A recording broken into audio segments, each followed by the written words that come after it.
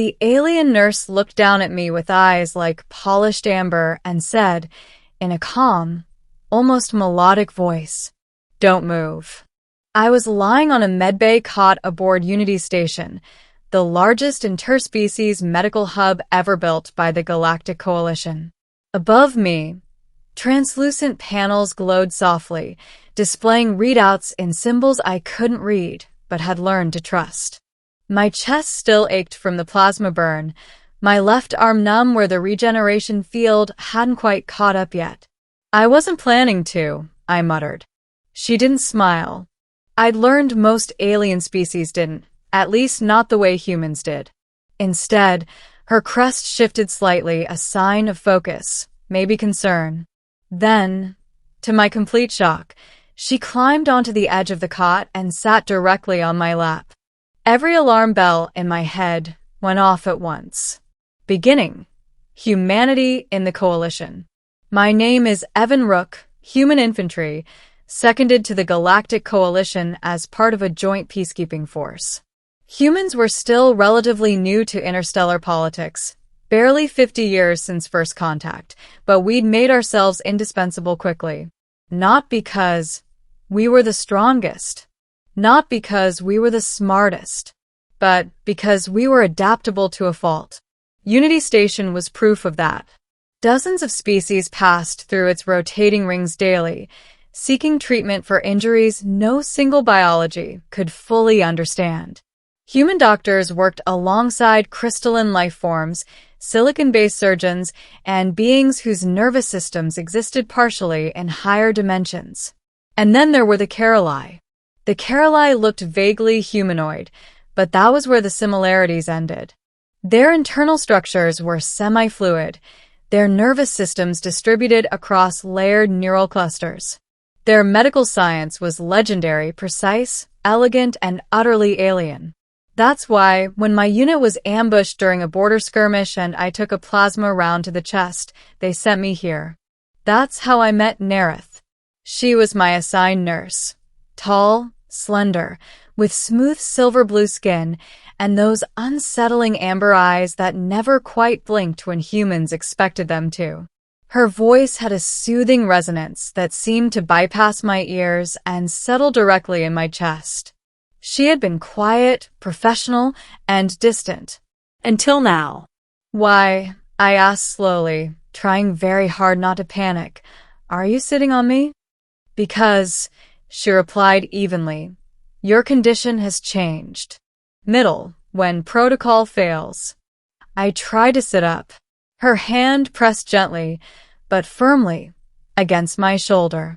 "I said don't move," she repeated. Something in her tone made me obey. She tapped a control, and the medbay doors sealed with a soft hiss. Privacy field activated. The lights dimmed to a warmer hue. "This is highly irregular," I said, "even by Coalition standards." "Yes," Nerith replied. "That is why it requires immediate intervention."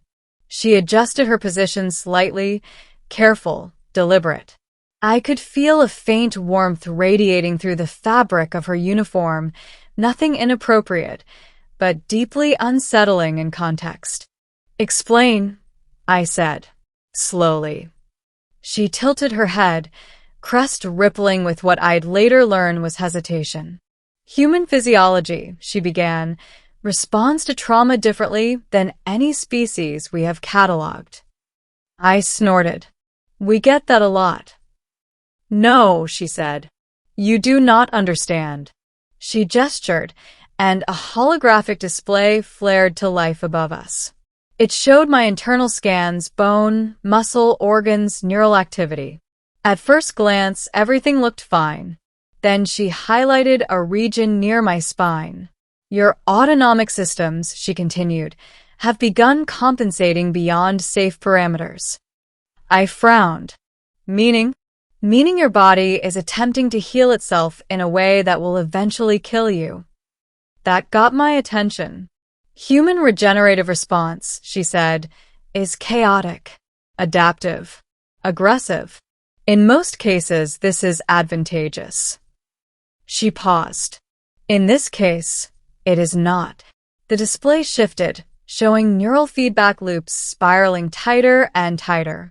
You are experiencing what we classify as a resonant survival cascade, Nerith explained. Your nervous system is amplifying pain suppression, adrenal response, and cellular repair simultaneously. Sounds efficient, I said weakly. It is unsustainable, she replied. Left unchecked, it will burn out your neural clusters within hours. I swallowed. So, what's the fix? Her eyes met mine.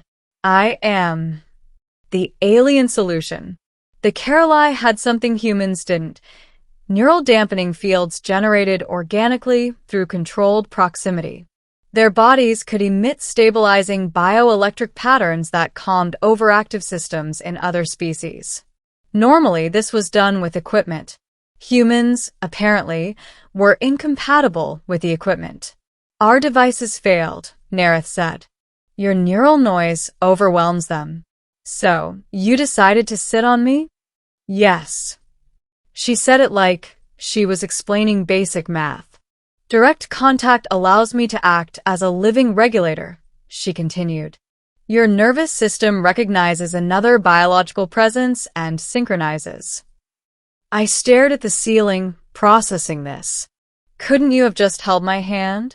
I asked. She considered that. No, she said. Your species associates hand contact with voluntary emotional engagement. That would have produced unpredictable feedback. Of course it would, I muttered. She shifted again, placing one hand flat against my sternum, right over the healing burn.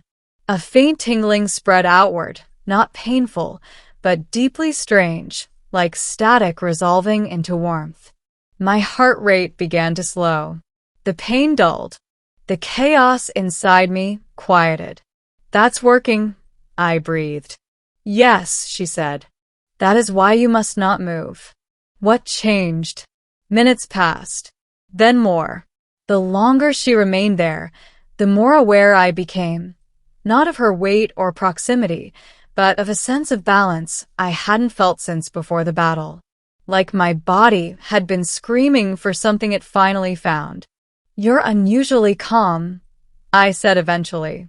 That is mutual, Nerith replied. Her crest shifted again, slower this time. You are aware, she added, that this interaction is altering my own neural state. I blinked. Come again. Caroli do not normally experience prolonged external synchronization, she said. Your neural patterns are dense. Is that bad? It is new. The monitors chimed softly. My vitals had stabilized completely, but neither of us moved.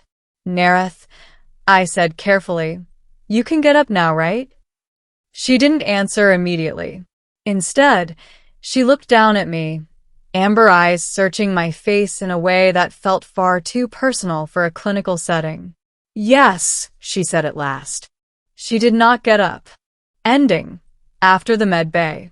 When she finally stood, the absence was immediate. My body felt fine, healthy even, but something intangible had shifted. The privacy field disengaged. The lights returned to their normal clinical brightness. You're cleared for discharge, Nerith said, back in her professional tone. You will experience no lasting damage. Good, I said. What about you? She paused at the door. Caroline medical ethics are being reviewed, she said carefully. This procedure was not previously documented. Guess we're pioneers, I said with a tired smile. She looked at me again, crest flickering. Not hesitation this time, but something closer to curiosity. Human Evan Rook, she said, your species changes systems simply by existing within them. I shrugged. We get that a lot too.